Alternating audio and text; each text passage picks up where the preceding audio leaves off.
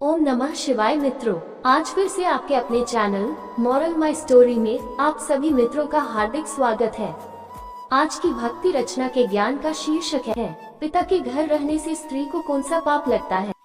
आज की यह वीडियो आपके लिए बहुत महत्वपूर्ण होने वाली है।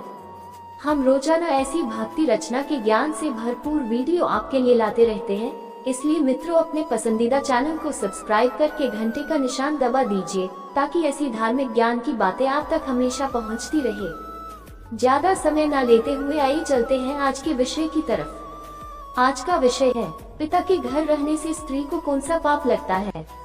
प्रिय मित्रों, आजकल समय बदल रहा है, मान्यताएं बदल रही है। हमारे देश में जब परिवार में कन्या का जन्म होता है तो कहते हैं कि लक्ष्मी आई है और उसके बाद बच्ची को पालते हैं, अच्छे से उसकी परवरिश करते हैं और समय आने पर उस कन्या का विवाह कर दिया जाता है।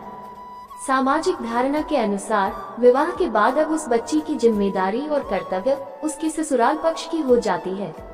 पति के साथ मिलकर अपने परिवार को सुचारू रूप से चलाने की, अपने बच्चों को पालने की, अपने बूढ़े सास ससुर की सेवा करने की और समाज में अपनी जगह बनाने की जिम्मेदारी हो जाती है।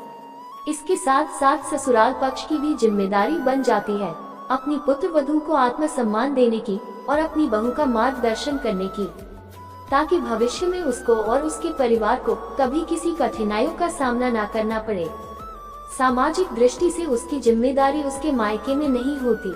हाँ, विपरीत परिस्थिति में मायके में स्थायी तौर पर रह सकती है, जैसे यदि वह अपने माता पिता की इकलौती संतान हो या उसके बूढ़े माता पिता की देखभाल करने वाला कोई ना हो।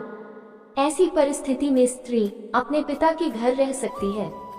प्रिय मित्रों, इस विषय पर विस्तार से चर्चा करने से पहले ये समझना जरूरी है कि पाप और गलत का अर्थ क्या है और ये धारणाएं समाज में कैसे विकसित होती हैं। पाप का मतलब अक्सर ऐसे कामों से होता है जिन्हें धार्मिक या नैतिक रूप से गलत माना जाता है। समाज और धर्म की मान्यताएं बदलती रहती हैं और जो कभी गलत समझा जाता था वह आज स्वाभाविक हो सकता है। प्रिय मित्रों, पिता के घर रहने से स्त्री को पाप के विषय के कई आधार माने जाते हैं। आइए इन कारणों पर चर्चा करते हैं। नंबर 1, सामाजिक धारणाएं और परंपराएं। भारत में एक आम धारणा है कि जब एक स्त्री की शादी हो जाती है तो उसका असली घर ससुराल होता है। इस सोच के अनुसार शादी के बाद स्त्री को अपने ससुराल में रहना चाहिए और अपने पिता के घर को छोड़ देना चाहिए। इस परंपरा के कारण यदि कोई शादीशुदा स्त्री अपने पिता के घर में रहने लगती है तो समाज के कुछ लोग इसे गलत समझ सकते हैं।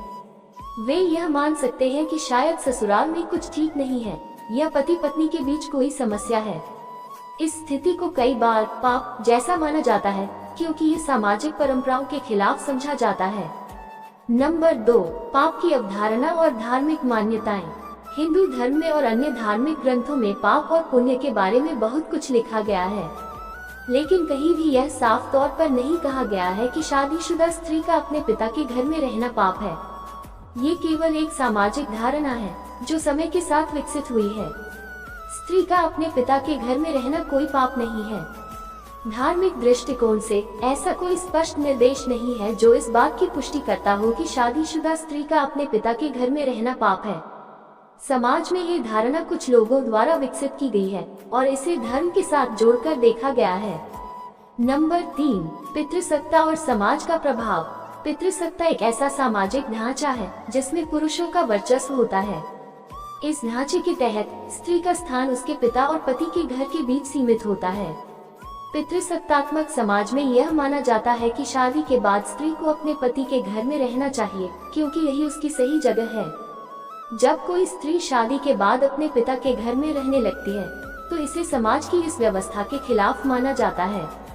इसे एक तरह से उस व्यवस्था का उल्लंघन समझा जाता है जिसमें स्त्री की भूमिका केवल एक पत्नी और बहू की होती है। नंबर 4, आधुनिक समाज और स्त्री के अधिकार। आज के समय में समाज में काफी बदलाव आ चुका है। स्त्रियां अब पहले से कहीं अधिक स्वतंत्र हैं और अपने जीवन के फैसले खुद ले रही हैं। स्त्री के अधिकार और स्वतंत्रता आज की स्त्री को अपनी इच्छानुसार जीवन जीने का अधिकार है। यदि वह अपने पिता के घर में रहना चाहती है तो यह उसका व्यक्तिगत निर्णय है और इसे समाज द्वारा पाप के रूप में नहीं देखा जाना चाहिए। अधिकार संविधान ने हर नागरिक को समान अधिकार दिए हैं और इसमें स्त्री भी शामिल है। वह अपनी स्वतंत्रता का प्रयोग कर सकती है और अपने पिता के घर में रह सकती है यदि वह ऐसा चाहती है। नंबर 5, स्त्री के पिता के घर में रहने के कारण। कई बार एक स्त्री के पिता के घर में रहने के पीछे कुछ महत्वपूर्ण कारण हो सकते हैं। इन कारणों को समझने की जरूरत है ताकि इसे पाप या गलत न समझा जाए। स्वास्थ्य समस्याएं। यदि कोई स्त्री बीमार है या मानसिक रूप से तनाव में है तो वह अपने माता पिता के घर में रह सकती है जहां उसे बेहतर देखभाल मिल सकती है। वैवाहिक समस्याएं। यदि पति पत्नी के बीच समस्याएं हैं तो कभी कभी स्त्री को कुछ समय के लिए अपने पिता के घर में रहना पड़ता है।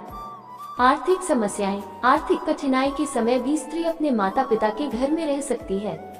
देखभाल। माता पिता की देखभाल के लिए भी स्त्री अपने पिता के घर में रह सकती है।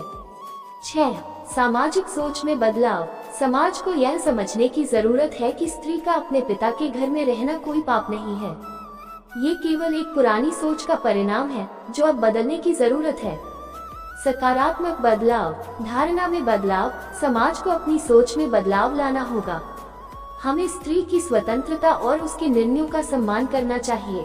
परिवार का समर्थन। परिवार को भी इस बात को समझना चाहिए और स्त्री के निर्णयों का समर्थन करना चाहिए। नए दृष्टिकोण।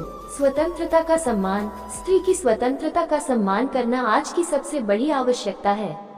समाज को इसे समझना चाहिए और उसे अपनी इच्छानुसार जीने का मौका देना चाहिए। समानता का प्रचार। स्त्री और पुरुष के बीच समानता की भावना को बढ़ावा देना जरूरी है। ये केवल समाज के लिए ही नहीं बल्कि पूरे देश के विकास के लिए भी आवश्यक है। निष्कर्ष। स्त्री का अपने पिता के घर में रहना कोई पाप नहीं है। ये केवल एक सामाजिक धारणा है जो समय के साथ विकसित हुई है। आज के समय में समाज को इस धारणा में बदलाव लाने की आवश्यकता है। हमें स्त्री के अधिकारों और उसकी स्वतंत्रता का सम्मान करना चाहिए और उसके निर्णयों का समर्थन करना चाहिए। स्त्री का अपने पिता के घर में रहना एक सामान्य स्थिति हो सकती है और इसे पाप के रूप में नहीं देखा जाना चाहिए। समाज को इस दिशा में आगे बढ़ना चाहिए और स्त्रियों को एक समान और सम्मानजनक स्थान देने के लिए तैयार होना चाहिए। प्रिय मित्रों, हमें आशा है कि आप सभी को यह वीडियो अच्छी लगी होगी। धन्यवाद। इन्हीं शब्दों के साथ मुझे आज्ञा दीजिए। ओम नमः शिवाय।